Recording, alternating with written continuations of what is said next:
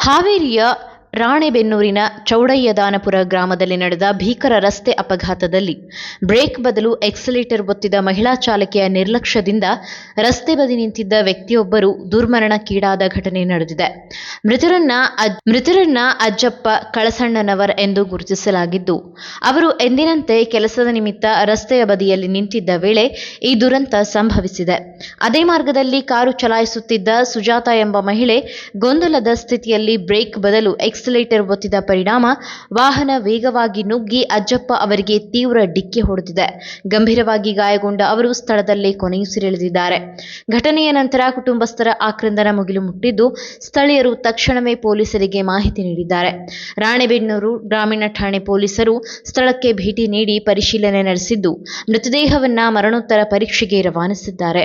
ಅಪಘಾತಕ್ಕೆ ಕಾರಣವಾದ ಕಾರನ್ನ ವಶಕ್ಕೆ ಪಡೆದ ಪೊಲೀಸರು ಚಾಲಕಿ ಸುಜಾತ ವಿರುದ್ಧ ನಿರ್ಲಕ್ಷ್ಯ ಚಾಲನೆ ಪ್ರಕರಣ ದಾಖಲಿಸಿ ಮುಂದಿನ ಕಾನೂನು ಕ್ರಮ ಕೈಗೊಂಡಿದ್ದಾರೆ.